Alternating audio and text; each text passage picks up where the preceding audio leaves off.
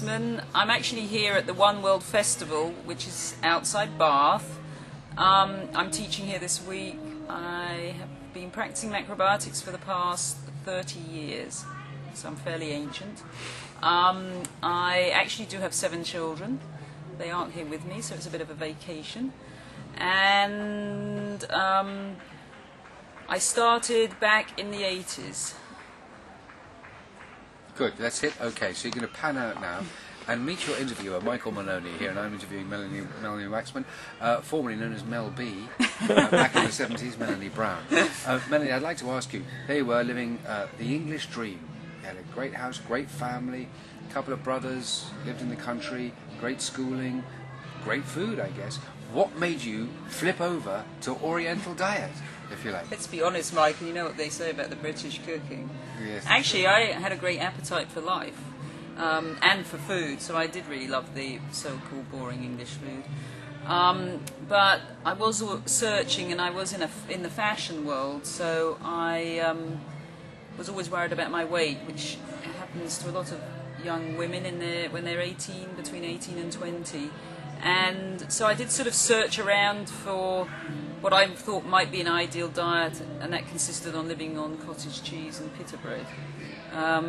And the reason I actually started macrobiotics or heard about it is because of love, which is always a good thing. And what does that mean? Well, the boyfriend I met was the guy who sort of, he was like an angel. He came in, changed my life around, rearranged it, and then I went out and started this great adventurous journey. But he actually cooked for my mother when I was 12 years old, and she came home and said, "You know what, I just had seaweed for lunch," and I was sort of horrified, but she said actually it was very delicious. So that, I guess, spiked an interest way back. Then I read a really ancient book on macrobiotics, which said you had to live on brown rice and gamasio, and I tried that for 3 days when I was 16. But then Mum brought home some really good biscuits, and that sort of went out the window. So I did start in full force when I was about 20, and I was really into it. And very quickly you started studying macrobiotics in earnest in America or England, really? In England, actually. Yeah, I went to, my first class was shiatsu, because I thought I knew how to cook, because I actually was really always interested in cooking, and I guess I had a natural affinity to the old kitchen and the knife, cooking knife, vegetable knife. So I just cooked the food and then thought, well, it'd be good to learn shiatsu. So I went to that, and it was way intense. And actually the second day we were kind of staggering in, like, you know, everything hurt. We'd press so many points, and it put me off massage for many years. Shiatsu, quick definition, is? It's an oriental-based massage using pressure points, meridians, some energy work, stretching, things like that. Very good. And so really you started, like many people in the late 70s, early 80s, from quite a rigid standpoint, say, for instance, rice and gamasio. How did it develop for you? How did you develop a sort of a wider spectrum of understanding of? I think, you know, over time, well, one thing for me that was always thrilling was that cooking is like an art for me. And actually I like a quote that the Dalai Lama said, you know, approach cooking and love with reckless abandon. And I think that's something I always felt for cooking, that, you know, the whole creative aspect, and it was more fun for me to play with energy, play with ingredients and taste, and sort of create a party of food. I was quite hardcore at the beginning, I have to admit. I think we all have this idea that we want to get to utopia as quickly as possible. So the idea is if you kept cleaning out and having, you know, more food that cleaned out the system, you would get there quicker.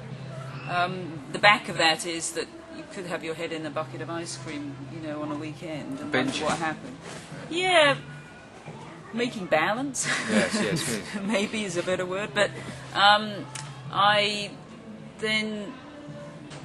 think having children really helps. I know that sounds bizarre, but kids are quite good critics, you know, and they'll be, you know, well, what do you know, I remember actually I cooked for my sister-in-law's kids, and I was really into, you know, making this whole meal, and I put all this parsley on, and they just sort of criticised the meal to death, and I was really disappointed. You know, I'd spent hours, and she kept trying to shush them up a bit, but it was quite good in a way, because they're just very honest. So when you have your own children, I think it makes you have to search a little bit more and look outside of the box.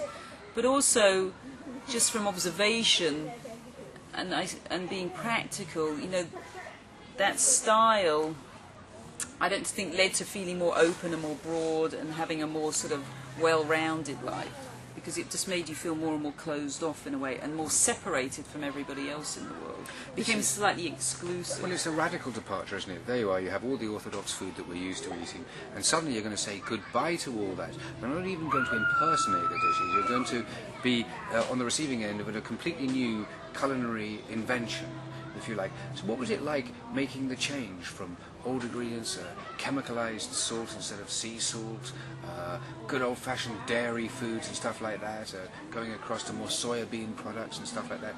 How was it for you? Actually, for me, it was really exciting. And easy? It was really easy, because I think I was this enthusiast, and you have to remember I was coming from this obsessive sort of living on apples all the time, or, you know, having cottage cheese. So for me it was sort of broadening out. In fact, even the first week or so I lived on, say, brown rice and sautéed carrots and an apple, and I thought I was doing really well. So I think where I came from, and it became much more of an excitement for me, because I think I had this maybe youth and enthusiasm. It's different when you're coming and you have a serious health problem, because you feel pressured, and I think that pressure makes it less fun, you know, because of the, you know, you feel that you've got time on your, you know, is not on your side, maybe. And bringing up children, there you are, you're encouraged to have a very wide understanding of macrobiotics and the uses and the values of foods and what's good for them, organic foods, etc., etc. But with people who have an illness, potentially terminal illness, you're using macrobiotics as more of a healing diet, and there is a difference, a significant difference, isn't there? No, there isn't. There isn't. I think we just have to be honest about who we are and where we've come from and what we're looking to do. I'd never liked the word healing, because, you know, one man's medicine could be another man's poison. You know, and sometimes someone might need to eat a food that somebody else feels isn't that good, and then it brings up a lot of issues of the good and bad and right and wrong, and I'm doing it better than that person. And I think that we then lose that sense of you know, freedom and adventure and kind of the excitement of it all. Yes, people might need to have a slight shift and eat slightly differently, because again, it's personal, you know, and what might be good for me might not necessarily be ideal for somebody else. But I think macrobiotics has this incredible ability to embrace all different types of people, different countries, different cultures.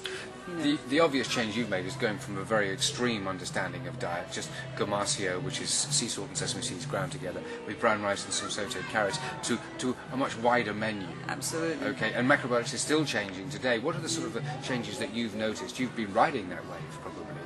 What's been going on? Yeah, I mean, of course, hand in hand, you know, the world is changing too. So over the past 50 years, you know, the diet. I mean, I live in America, even though I have a sort of quasi-British accent right now, but I'm actually living in America, and there, sadly, you know, I say every day's become a party for children, especially because the foods that might be used on a special occasion has become daily food.